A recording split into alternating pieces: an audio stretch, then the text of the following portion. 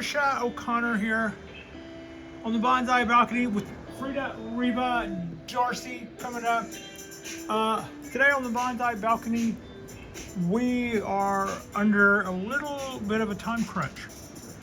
Not a hellacious time crunch, 30-day notice. 30-day notice to pick up our biogold. On the Bonsai balcony today, we're going to talk about feeding again, because today is mid-April, and in mid-May, every Japanese black pine I have that is going to get its candles cut in June, I will have gone through in mid-May, a month from now. And I will have picked up all of its biogold, all of its fertilizer. So we need to be making sure that everybody's bellied up to the table and is getting fed. We need to make sure that all of our little lumps of nutrients are fresh and active. There's at least some fresh and active going on there. The meter's running. Also, there are some trees here that I just need to get to. But that's kind of what we're doing. It is April 13th, Saturday the 13th, so no big harm or foul there if you're superstitious. But it is a good time to go through your garden and make sure that if you are planning on doing your candle cutting, that you are on top of your game right now, and all of your guys should be feeding. Because when you pick up the biogold, or when you stop fertilizing mid-May, we'll just go here. That gives you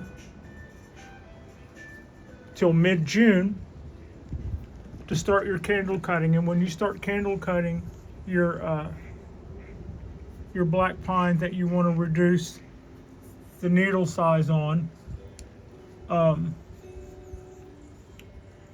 we stop feeding them 30 days before we do that, so that they will not have an abundance of nutrients for which to make a super big second flush. That would defeat the purpose. So it's really important that that we feed in the spring until late spring, so that when we pick up our nutrients, they'll be able to make that little haul. They'll be able to go the distance.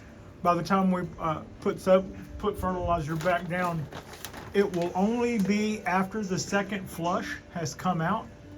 And then in fall sometimes, when we see that those needles have hardened off, we'll go through then and bud select. We will go through then and bud select. And we will select down.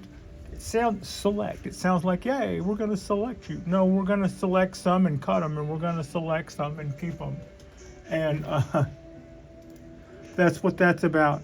And we cut down to 2. But after we cut the candles in the spring, late spring, early summer, when we cut those candles, we can expect it to flush back with a bunch more. We're going to see, 4, 5, 6, whatever they are, it's going to be a bunch. And we don't want to cut those right off the bat. If we cut them down to 2, we don't want to let 3 buds exist and they'll cause swelling. Yes, but if you cut them now down to the 2 you're going to keep, you will be allowing those 2 to have all of the energy that all of those buds would have had. You've just slain all of their competition and gave them all their lunch money. So we let all the buds that it flushes out go, and we let them expend the energy. And between all of those buds, the needles won't be quite as long the second time around. And this will get bud. This will get the candles cut. This will not get the candles cut because it's a 75, 76, 77-year-old cork bark, and it's been through some things. We don't cut candles every year on those. Now that I know better, anyway. All of these, none of those are in bonsai pots, so they don't play. These are all in bonsai pots, but this one's a ponderosa, so we do it completely different. We do something really different with it anyway. But all of these guys, I just made sure that their substrate was down where it needed to be. And all of these guys, I'm doing the same. And that's because this is a good time. This is a good time to be making sure that all of these trees are getting fed. I haven't put any substrate down on this guy after we repotted it. This is a little quick look at this. Is a beautiful. It came out really pretty, I think. As did the other ponderosas. Those have already got some bio-gold in them. Okay, so that's Pat's little friendly reminder. Here in the Bay Area, I'm going to be doing my candle cutting around mid to late June, and I will have wanted to picked up all of their fertilizer and or stopped feeding 30 days prior to that. So with every watering, we can start getting the trees back down to more of an energy even state, not an energy positive, but an energy even. That way, when we go through and cut our candles, they will not have enough energy to make super long ones a second time around. So that's kind of how that all works. Like and subscribe if you guys haven't already. Our next drop will be tonight when we do Saturday Night Live Bonsai, and tonight's show is going to be one that I've been looking forward to for a little while, and I'll see you later, Mr. Trident Maple.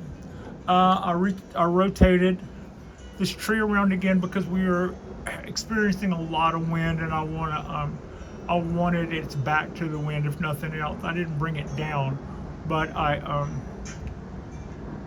situated the ponderosa in such a way where hopefully those grafts that we had put on there aren't in direct wind as much as when it was turned around the other way and those were all facing out. And look at that honking base. Is that not an ace of base? That's just like, yeah, I mean, anyway, like and subscribe if you guys haven't already. Our next drop will be Saturday Night Live, as I stated earlier, and I appreciate you. And Miss Frida appreciates you. And thank you so much for watching.